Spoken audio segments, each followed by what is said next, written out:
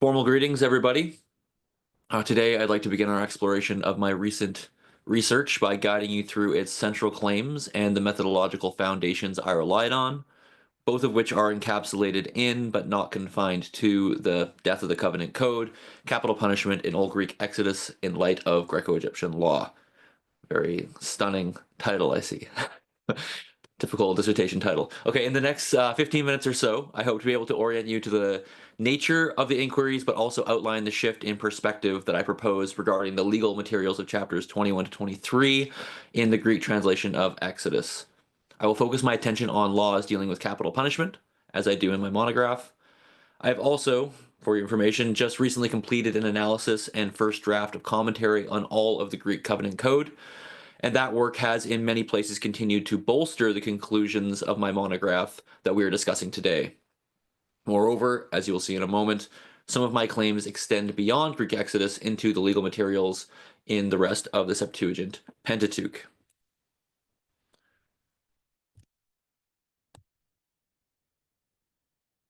But first, I would like you to look at this duck. It's a nice duck. It's a happy fellow.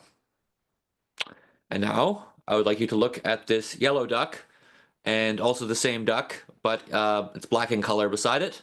That black duck is leaning back really far. Why is that duck doing that? It's gotta hurt.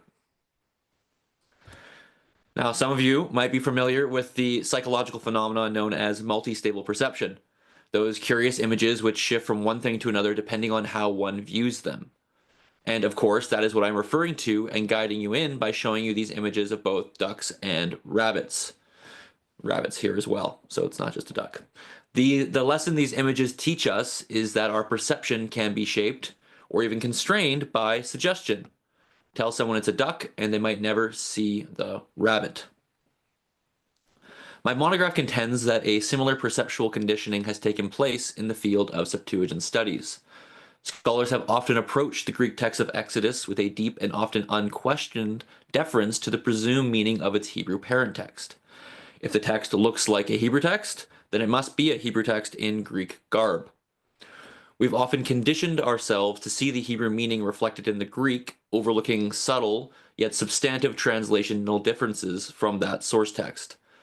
It is my contention that this deference is more than evident in the legal materials of Exodus, traditionally labeled the Covenant Code, and especially with respect to laws involving the death penalty.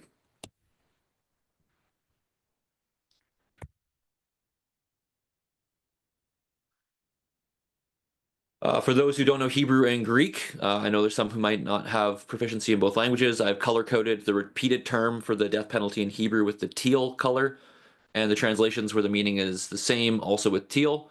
But translations where the meaning changes, I have different colors. I couldn't get all the English on one screen. Other slides will be easier for you if you don't know Hebrew or Greek. Okay, so despite the very rote and straightforward Hebrew phraseology for the death penalty, usually mot yamat, the translator of Exodus varies his translation of this mechanistic phrase.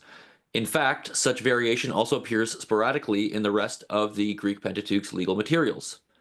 In the past, this variation has been treated merely as stylistic. These changes have been essentially ignored. The claim of my book, and indeed of our time here, is that these translations do not merely replicate the Hebrew source. Rather, when situated within the linguistic and legal context of Ptolemaic Egypt, the Greek text reveals a different meaning when allowed to be just that, a specimen of post-classical Greek, written within the well-established genre of law. What has been seen in the past as a straightforward translation is, in fact, a legally and culturally adapted document. What emerges then is the hypothesis that the Greek translator of Exodus 21 to 23 conformed some Hebrew laws to the norms and expectations of Greco-Egyptian law. The changes in formulations for the death penalty are not the result of carelessness, linguistic incompetence, or merely stylistic variation. They are the result of sophisticated, culturally aware, and linguistically attuned translation technique, of a technique like that. Let me add that while I do not focus on reception history in the study, it is not because it is unimportant. Later Jewish and Christian engagement with the Septuagint is a rich field of study. However, for the purposes of identifying translation technique and cultural linguistic influence, it is essential to isolate the translator's activity as much as possible from that of later interpreters. This is why my analysis is confined to the text as initially produced, not as subsequently received. So, why did previous commentators miss this? You might ask, how could they miss it when Septuagint studies has included such brilliant minds in the past? That's a very valid concern. My contention is that the translator used a translation strategy that went unnoticed or underappreciated. In the monograph, I coined the moniker superficial semantic fidelity, or SSF, as I'll refer to it, or you'll see it abbreviated. By SSF, I refer to the practice of selecting Greek terms that bear a superficial semantic resemblance to the Hebrew source text, but which do not actually share the same meaning as the Hebrew text. This kind of translation strategy is a bit of a Frankenstein monster. It's a freakish mix between what we in translation studies often call adequacy, adherence to the source text norms, and acceptability, adherence to the target text norms. There's a superficially adequate representation of the Hebrew text grammar and semantics, but examining the text more closely, acceptability is actually kind of latched on like a chimera and transformed the text meaning beyond the Hebrew into something more acceptable in the Greco-Egyptian milieu. In short, superficial adequacy hid the monster. A thorough evaluation of acceptability revealed it. Now, before anyone grabs pitchforks and shouts that this translation technique is contrived or unobvious, I would point you to an example of this technique that has been acknowledged since ancient times. One striking example of what I call SSF, just the label that I've given this, is and I'm open to different labels for this, I'm just trying to latch on to what I'm seeing. So one example is the rendering of the Hebrew term Elohim in Exodus 22:28 or 27 in the Hebrew versification. Many of you know this law. You shall not curse gods, Septuagint. The translator famously renders Elohim as theus, gods in Greek. Now, the Hebrew is almost certainly referring to Israel's God, God in the singular. However, as most of you probably know, the Hebrew noun Elohim is grammatically plural. The translator exploits this plural ending and translates with theus, gods. Instead of the Hebrew text which states, you shall not curse God, the translation now reads, you shall not speak evil of gods. That is an entirely different meaning. However, note the translator still works with what he has. The Hebrew noun has a plural ending and the noun refers to divinities. The translator works with these elements, superficially representing what he sees in the text, yet at the same time completely transforms the law's meaning. There's a surface level semantic and grammatical overlap, yes, but that's really it. The Greek text actually says something completely different. This single instance has generated discussion for nearly 2 millennia, and it illustrates the principle that I have labeled superficial semantic fidelity. So, if you will permit the question, all my research does is ask the following. Could other laws be transformed in a similar way, and could we have missed it? So now I turn to the phraseology with the death penalty.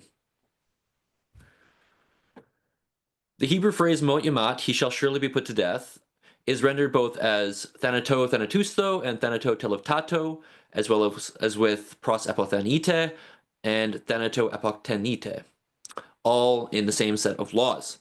In Exodus, you see it here. My claim is that this variation is not arbitrary.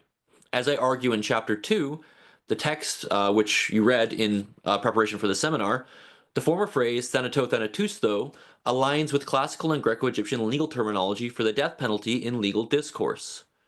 The latter, thanato teleftato, appears to function as an imprecation, a judicial curse without immediate consequences. Notice that in both examples, the translator has not changed from the vocabulary that relates to the idea of death. Thanatao and teleftao are both verbs that relate to death and dying, the former in the sense of put to death, and the latter as in to die. These superficially map onto the Hebrew term mot, also broadly to die, but by no means do thanatao and teleftao mean the same thing in compositional Greek, especially within the rigid genre that was ancient Greek law. Terminology and phraseology was rote, and these verbs had their own meaning in judicial discourse and in law codes. Though, I think the differences in phraseology extend beyond law for these two expressions. Similarly, thanato apoktenite, you can see that at the bottom there in the red, has its own use in Greek law codes where apoktino is used for an on-the-spot slaying and not a term for the formal death penalty. This led me to what is probably my most controversial and wild claim in the monograph. I argue that the one place we see this rendering in the legal materials of the Covenant Code, Exodus 22:19, I argue that the translator has altered a law about bestiality in order to become a law about animal husbandry. Not only does this law use the different terminology for the death penalty, apoktino, but that first word, pan, all, is also somewhat of an anomalous translation choice for the Hebrew kol, also all, in contexts that refer to humans in legal discourse. What do I mean?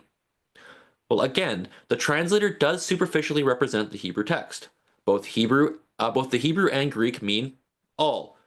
However, I argue that when humans are the referent of all in Greek, especially in law, one typically expects the masculine indefinite adjective pas.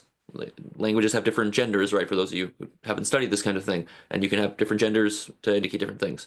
So the neuter indefinite adjectives, neuter gender, pan, is generally reserved for inanimate objects and abstract concepts. Pan in Exodus 22:19 is the indefinite neuter adjective. You see it there in red. This fact, among other matters I mentioned in chapter 4, led me to conclude that this is another example of a superficial representation of the Hebrew text. Pan would not be read as referring to humans by someone who did not know the Hebrew text. Instead, pan would refer to animals in this context when paired with the concept of lying down. Referring to animals would be a normal neuter function in compositional Greek. So, in the law of Exodus 22:19, I was forced to conclude that it does not refer to any one lying with a domestic animal. That's what katanus means, domestic animal. But rather it says anything lying with an animal, as in another animal lying with a domestic animal. For reasons I won't explain now, I believe it would make most sense to see the antonym to katanos implied here, namely any wild animal that lies with your domestic flock. Now suppose you are living in Ptolemaic Egypt. What do you do with an animal that is coming in and laying with your domestic animals? You would arguably slay it on the spot, apoktino it. It would mess up your breeding practices. It's a very important thing in Ptolemaic Egypt and in Greek thought, breeding practices. So I explore that reality in chapter 4. Furthermore, it appears that in classical and probably in Greco-Egyptian law, something like bestiality would not have been proscribed. Greeks and their laws simply did not care about this kind of deviant sexual activity. The translator, I propose, adjusted the text accordingly to something that was more of a concern in his milieu. That's my bizarre, admittedly, and extravagant claim. But there are other laws with the death penalty that come a close second. These texts, likewise, change the meaning of the Hebrew laws in ways away from the death penalty and then towards an imprecation. I suggest in the monograph that these changes could correspond to Greek legal values at the time. As such, striking a parent, seemingly habitually, given the present tense we have here in Greek, would warrant capital punishment in some Greek legal discussions and codes. However, speaking ill of them would not. You can see that the latter law about speaking ill of a parent includes thanato televtato. That penalty for this ill speaking is an imprecation, according to my work, which you read. By death, let them come to an end at some point. It's a different meaning. Likewise, a law stating that anyone capturing an Israelite and enslaving them was a situation meriting death for the captor, that kind of law would not fit within the Greco-Egyptian context where the king, Ptolemy, was known to have brought in many Jewish slaves from the east and around the time of the translation. Therefore, we see once again the changed apodotic command, thanato televtato, once again indicates an imprecation rather than a call for death to avoid problems with the authorities and their economic systems at the time. Now, you're probably wondering if the inverse is true. Do laws which contain thanato, thanatousto, or just thanatao in the Greek Covenant Code correspond to places where death might be prescribed either in word or practice within Greco-Egyptian law? I spend time exploring this in chapter 3. The answer, in short, is yes. The use of thanato, thanatousto, and apothnesco for that matter, which is also used for the death penalty, these seem to correspond to places where the death penalty would be warranted in Greek legal thought. So, These are some of the transformations regarding the Hebrew death penalty. However, I propose that these kinds of transformations go beyond mot umat and the various renderings I have mentioned. An example I bring up is Exodus 2:2 or 3, depending on the versification, and I talk about this in chapter 4 of the book. This text is unique because instead of the death penalty being altered or ultimately replaced with an imprecation, here the translator adds in the death penalty with antepothenite as a translation of shalom, to pay back. Previous commentators have, again, assumed the Hebrew meaning of this verse. They have presumed the added death penalty here is for the person who was the victim of a nocturnal home invasion. This victim, after the sun rose, found the thief and killed them.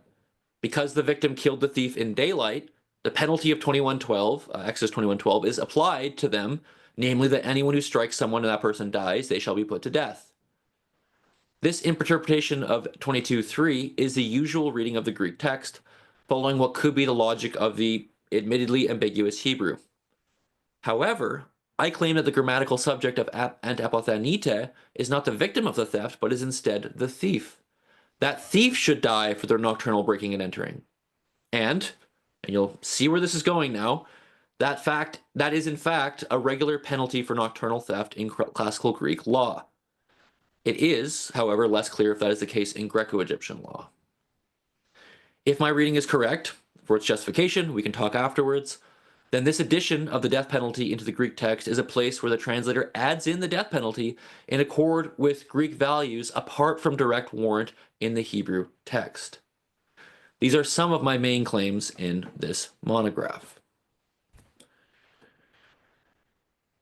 Now, one might reasonably ask, why Exodus?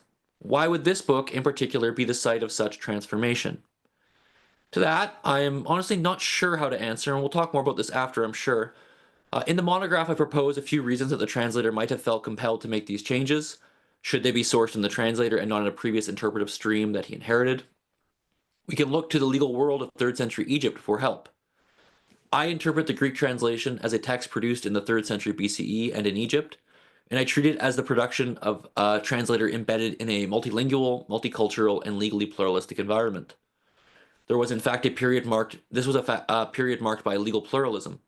Greek and Egyptian legal traditions coexisted, sometimes uneasily, within a larger administrative framework governed by royal decrees and scribal bureaucracies. To some degree, residents of Egypt were allowed to retain their customary laws, and courts operated according to ethno-legal distinctions. The same crime might be judged differently depending on whether their legal participants were Greek, Egyptian, or Jewish. This legal diversity was not merely tolerated, it was institutionalized. Even still, what we actually see on the ground in early Ptolemaic Egypt is that Jewish residents were largely utilizing the Greek legal customs and practices at the time. They were by many measures legally Hellenized. So, it is entirely plausible that a Jewish translator would seek to render the laws of his community in terms that aligned with that legal Hellenization. Not necessarily to subvert the Torah, but to make it intelligible, perhaps even defensible, within a Greco-Egyptian legal milieu.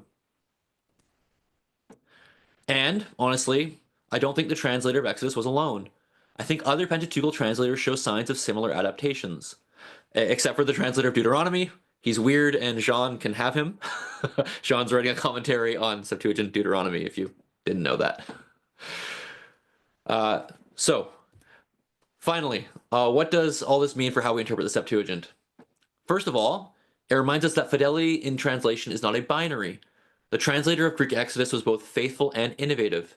His technique that I labeled superficial semantic fidelity allowed him to preserve an appearance of textual continuity while introducing substantial legal recalibrations.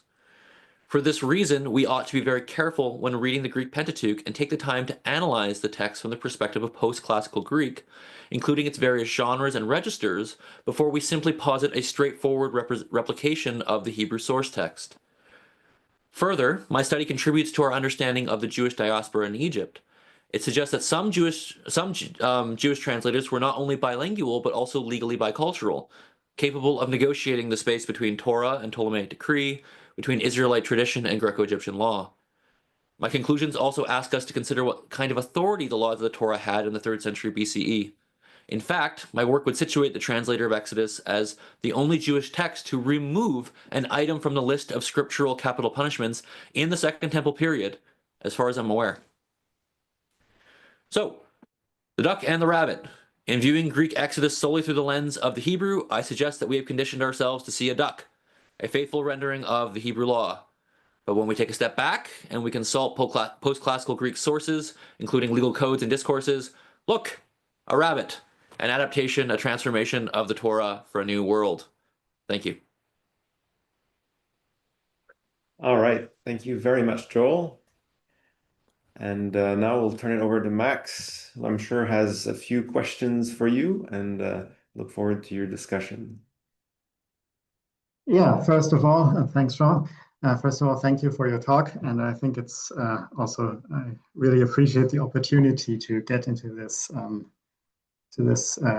important study. I think it's really easy to agree with your demonstration on the importance of post-classical Greek and of documentary and literary evidence from a Greek and Greco-Egyptian context, and also of the understudied aspect of genre in the Septuagint and much more. So I think this book provides a great example of the value of broadening our sources and approaching the Greek text of the Septuagint through the lens of the linguistic and literary norms of its context. So I thought about some aspects which may lead us to think a bit further, and I'm sure we'll get into the discussions of the examples later on. But I wanted to ask some questions regarding how your work not only contributes to the study of the Greek Covenant Code, but for Septuagint studies in general. But before we get to these, and maybe in order to get to these, I think there's one elephant in the room we have to address. Why you've talked a bit about quite a bit about death penalty in the Greek Covenant Code. Now your book is called The Death of the Covenant Code. Maybe you want to explain this for us. Oh, sure. How does the Covenant Code die, and what remains of it? Yes, yeah. I mean, I'm a sucker for puns and wordplay and stuff. So in one way, it's a good. It was a way of including the idea of death and a death penalty or something dying within the title. So the death of the Covenant Code. It's also a shocking title. Yes, it's supposed to get your attention. I was critiqued by certain people for making it too shocking. That's fine. But the idea of the death of the Covenant Code is that it's what is the Covenant Code in the Hebrew? It is no longer the same thing in the Greek text. It has become something else through the death of the penalties, right? That these penalties are no longer the same. The death penalty is no longer the same. They in many of these cases, it's been changed or things have been adapted, and it's now become a new code in that way. So it's the death of the Covenant Code in its Hebrew and becomes something new. It's got a new life. It's been resurrected in a semi-Greek garb. That's why the title is what it is.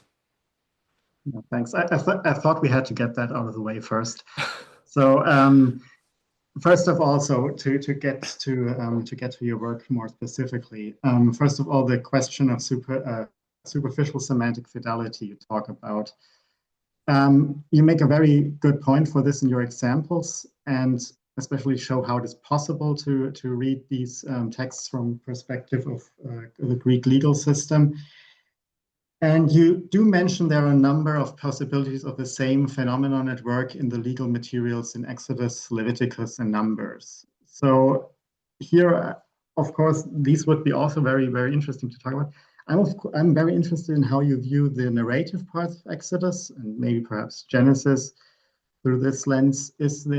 Are there similar adaptations, but to different genres, right? To narrative, to like if we think about Exodus 15 to poetic texts, or in other words, if the translator employs superficial semantic fidelity in legal texts, could he have also done so in narrative and poetic texts? And perhaps you have a view on this. Yeah. Mm-hmm. Yeah. So could I expand on my view on non-legal texts and this kind of technique of superficial semantic fidelity. Yeah, I mean, this is a good question. I wish we had more answers. I think we can look first beyond this concept of SSF and towards what we are relatively certain about when it comes to transformations in the narrative sections or elsewhere. We see some significant departures from the source text, even in Exodus, and so this is not controversial in the sense of it's well known. I think of Exodus 15, you mentioned poetry, where it says the Lord is a man of war, and that becomes the Lord is the one crushing wars. And that's probably an ideological updating of the text. Eberhard Bonds has written recently on that change, noting that it probably has to do with conceptualizing God as the one who kind of nips warfare at the bud, that kind of thing, for his people, preventing it from needing it to happen for them. That kind of theological interpretation could also serve a purpose in putting the need for warfare into God's hands, which might suit ways of thinking about retaliation in the translator's context. Others have written on what seems to be a tendency to avoid anthropomorphizing God. A famous example would be 24:10. So it says they saw the God of Israel. That's what the Hebrew says, and the Greek says they saw the place where the God of Israel stood. It's like they saw a place, not God, right? So the translator in that case departs from any known Hebrew source text and translates in such a way that the God of Israel is not seen corporeally, right? So I think the translator quite flagrantly departs from the source text.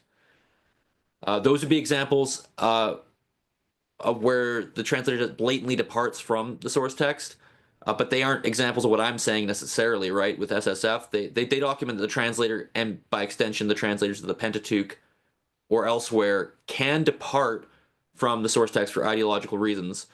But again, that's not exactly the same thing. And large-scale kind of departures and adaptations to culture have been documented recently by Rosel.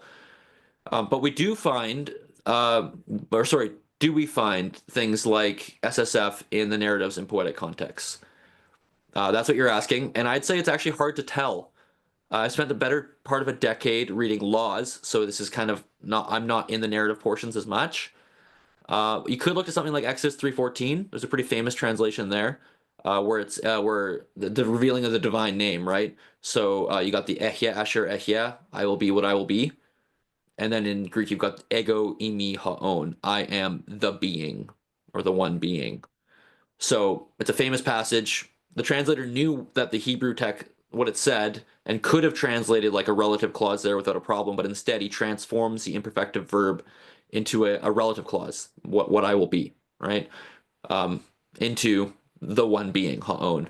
The one being is awfully reminiscent of Greek philosophical discourse, which ubiquitously uses the phrase ta'on, existence, being, the being. This could be a case where the translator maintains a semblance of the source text, still renders it a verb with being, right? But might introduce a new category beyond what the Hebrew text is talking about. The Hebrew text is arguably not focused on being, but on God's ability to do as he wishes and be what he wants to be, as represented by the idem per idem formula. It's a Hebrew grammar concept. Basically, I'll be whatever I want to be, would be how to translate it. And I suspect that literarily, you're going to see who God is going to be in the story going forward. That's kind of the purpose of that statement, in my opinion. Also, another example where this could be going on, Genesis 37:28, where the word kesef, like silver, money, is rendered with chrusus, gold, as it seems to be a way to increase the price paid for Joseph as a slave. And so this was noted even back by Lee in a lexical study many years ago, that there seems to be an updating. So there's a superficial correspondence to what's there, right? This term for money, but it's an update to make it fit with the narrator's purposes there. So it does change the meaning in that way. I actually asked Larry. I think he's in the call here. I'm not calling on him for his input right now, which I'm sure would be great.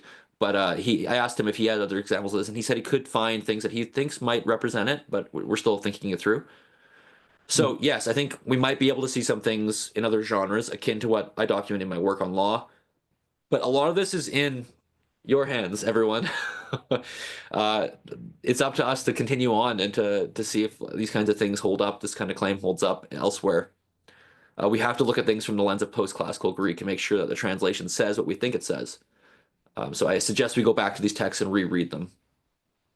I think it's still worth asking why these transformations are cropping up in law. Others, like Brock and Rosel, have noted that legal portions of the Pentateuch seem to be translated with a more like stiff and rigid style. There's truth to that, I think. Perhaps the translation of law was considered to be something that needed to have a bit more rigidity in the minds of third century folks. And if so, then maybe the reason we don't see a wholesale departure from the source text like we see in, for example, Exodus 24 that I just told you, is due to socio-cultural expectations to stay closer to the source text when translating law. In the book, I give a comparison with some demonic materials at a time. So it could be that what's going on, just a way that they thought about translating law, or maybe like translational registry even for translating law. Yeah, yeah. Otherwise, I'm not particularly sure on that. There might be other examples that we can uncover of this, but it's still a question in my mind. Yeah, thanks a lot. So because you brought up Exodus 3:14, I kind of think that's maybe a case where we may want to think about more about ambiguity, right, in translation, because obviously you can see it as a representation of the Hebrew, and it kind of, you can read it as meaning more or less the same as the Hebrew, but you can also take it to this philosophical approach. So maybe that's something we need to be more open to, like multiple understandings, maybe even for multiple audiences. And this is where I wanted to ask my next question regarding multiple audiences, because you also mention it in your book. You write in your book that the Greek Covenant Code has to be viewed as a legally and culturally adapted document to the norms and expectations of Greco-Egyptian law, and in a context where it's plausible that the translator might seek to render the laws of his community to align with a legal Hellenization. You mentioned the possibility of adaptations to the Greco-Egyptian context as a token of loyalty to the Ptolemies, but you also mentioned multiple audiences. And what strikes me here is how that, and this is to a degree certainly speculative, you would imagine the Greek Covenant Code to function or intend to function among Jewish communities in Egypt. So how would you think of that? Was it intended to function as a law code? Was it maybe thought of, somebody might read it as such, so we have to adapt it to this point? Yeah. So you're asking a few questions. One, did it function or was it intended to function as a sort of law code in Jewish communities? I don't know if it was intended to function as a law code in Jewish communities.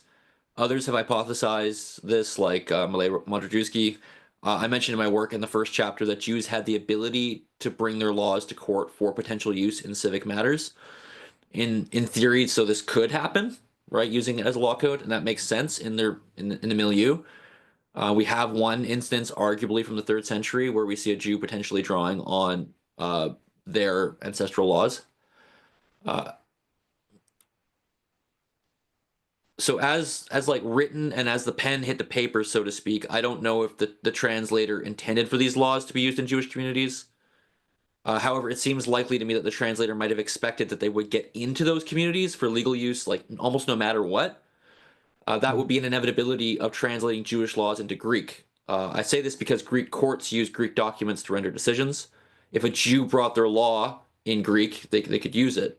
It seems inevitable to me that once translated into Greek, these laws would find their way into the Greco-Egyptian legal system, given what we know about it, since that system invited residents to use their own traditional laws in litigation. I presume here that a Jew somewhere out there, I'm presuming a Jew somewhere out there did in fact read and hear the Septuagint.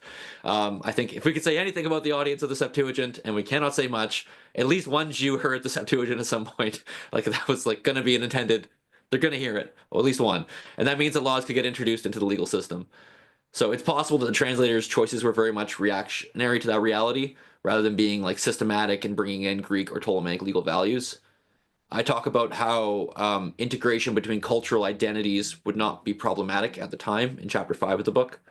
So having a sort of mixed bag translation when it comes to Hebrew and Greek law wouldn't be a problem, I don't think. You could have tokens of loyalty to the Greek world alongside distinctive Jewish elements. We see other writings at the time bringing cultural identities together like that. You also asked, were the adaptations made to the Greek legal framework intended to lobby for legal use in the Greek Covenant Code? Are they meant to lobby for legal use, or just to get the laws into good enough shape, maybe, or as to not derail or embarrass the Jewish population if they did get used by the authorities? I don't know what's true there. This kind of gets at the question of the purpose of the translation, right? Who is the translation for? If Greeks were going to read it, and we know that the Exodus narrative was popular at the time, then the changes could prevent problems and embarrassment with them. If Jews were going to read it and use it, then the changes would help them integrate their traditional laws into the Hellenistic world. One thing I noted, so I had you all read it, but you didn't. I didn't talk about it in the presentation. Was this idea of the imperative? So I got you. If anyone did the reading, I got you up to a page where you went, "Why did you stop me on this page? There's still more," and that was intentional to leave it open for dialogue here. But in the rest of that chapter, I argue for the imperative. If you got to the end of the reading, that it's when it's used in and among future tense verbs in Ptolemaic decrees, it's a means of indicating a command is deregulated in authority. It may or may not be followed. It's like an asterisk, a legal shorthand. So when that's applied to the death penalty, and we see that happening in the text, it coincides with the legal situation in Ptolemaic Egypt where the king had the authority to put to death, but not the city or the populace. So I argue potentially the translator might be deferring to the king with what's going on with this like legal shorthand in the imperative. It's hard to know, but it seems to be possible to me that the change is done in light of not breaching Ptolemaic authority. And so that could, I think there's some translational things going on that like point towards, okay, there's an eye to the legal authorities that are, and we want to make sure this doesn't transgress particular lines with them, kind of further up the hierarchy of law. And there are other places I think we can see that as well. I don't need to go into them now. We could talk about them after if you want. I think in Exodus 21:6, with when there's an addition, a plus to the criterion gets added to the text in a slave law, that's for very specific reasons. And even like the imperative appears in a law in 22:3, the one that I cited just earlier, where suddenly when it says you will sell the thief in place of the theft, it's an imperative. It's like that doesn't. If this shorthand is true, that is saying this may or may not happen. We actually know you couldn't sell people without governmental permission in Ptolemaic Egypt, and certain people could not be sold at all. So it's like I think there's like this eye there. So yeah, I'm leaning that way. But yeah, Yeah, yeah, I think, yeah, thanks. I mean, yeah, I think one more thing I wanted to ask, because I think Tyler intends to move us on to the open group pretty soon. So one yeah, more thing I wanted to ask, and this comes down to what one could call how texts could and could not be changed. I think that was a title of an edited book. I think Joshua co-edited this. So how and you mentioned this in your conclusions, that there's this whole history of laws being changed, right? The Covenant Code is transformed in Deuteronomy. We have in the Second Temple period the Deuteronomy's laws translated in the transformed in the Temple Scroll or adapted, and so forth, and what we could call a Mosaic discourse, if we want to quote Hindi Naiman here. And of course, also like Molly San's genres of rewriting. So for the translator of Exodus, you made a great demonstration of how he works with Greco-Egyptian law. But how would you place what he does in a framework of scriptural interpretation and rewriting within a Second Temple Jewish framework? yeah. Second, yeah. I mean, I think we could back up a bit and just kind of situate the translator effectively. You could think about, like you said, Deuteronomy as a really good example of taking biblical legal materials and updating them. So, in my opinion, the Covenant Code is updated by Deuteronomy. Slave laws, seduction laws, theft laws, deposit laws. There's like a dialogue with the Covenant Code, but then a change in some of the legal materials. And there's different ways that people conceptualize that, and I won't go into all of that because I know we're probably getting close to time here. Is that right, Tyler? Where we want to open up the dialogue? Okay, so then I won't go into all thinking about that. I'd love to. I love talking about how these laws interface with each other. But so that we see something like that in Deuteronomy, we see Ezra, Nehemiah, and Chronicles could be added into the mix. For example, when Ezra kind of ends the book, I know this isn't particularly like laws put it on display, but ends the book with sending away the wives and children. And I think you're supposed to ask the legal question: is that how the law should have been applied? Because it's not actually commanded in the Old Testament. So I think it's asking legal questions, right? And these kinds of adaptations and changes to laws or biblical dialogues about laws really does raise the question of legal authority, like what's going on with law in the ancient world. And as we get through the Second Temple period and into the Common Era, there's a really great book, actually changed the way that I view things right when I started my dissertation. Jonathan Vroom's The Authority of Law in the Hebrew Bible and Early Judaism. So the idea of law not having necessarily a practical authority, that is like if you do X, then you get Y every time. That's kind of how we think about law. But he argued, well, no, there seems to be different ways. Earlier on, there's more of an epistemic authority to law, so that law, it's more of like a wisdom kind of thing, like it has more of that kind of function for truth value. And that changes as Greek law comes into play and new conceptions come into play in the Second Temple period. And so we have to ask questions even of the translator. Did the translator conceptualize law in a particular way that might be different than the way we conceptualize law or think that biblical law might function?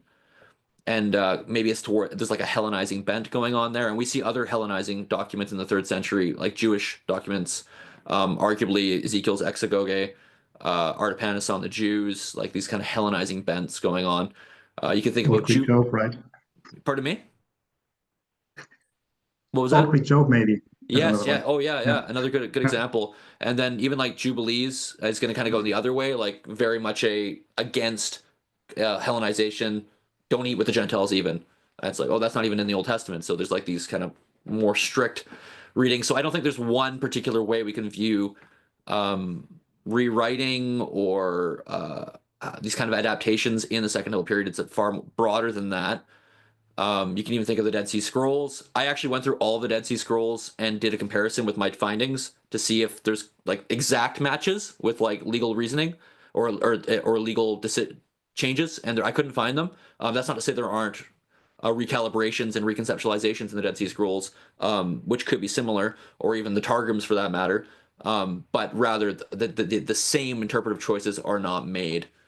So yeah, I think that the Greek translator probably stands on his own, or at least the Greek Pentateuch in these changes seem to be quite unique in that way. How that exactly we're going to conceptualize that. I know you mentioned Zahn's work, who she has different categories of rewriting. So there's like there's reuse and revision. Thank you. So revision and reuse. Yeah, and how it's almost like a continuum in some ways, and it depends. And even like what we would consider often to be a translation and revision. Revision can actually have far more adaptations than we think, and there's kind of blurred lines sometimes. And so I think that that could be going on as well here with, or we can conceptualize it kind of in that way, with translation revision allowing for significant departures, or even copies that are kind of like facilitating copies. That's David Andrew Teeter's work, where he talks about you can have a translation, then a facilitating copy that kind of gives an interpretation or help. I think of even the Targums here. Zahn mentions this, where the Targums were in recent scholarship, they're thinking that the Targum is actually interlinear. Like you're looking at the Hebrew and the Targum, there are interlinear side by side, and yet the Targum departs so far from that source text. And it might even be that it's kind of like facilitating an understanding, less about a linguistic problem of, I don't know Aramaic, or I can't read it in Aramaic, but rather as an interpretive guide to help you understand what's going on.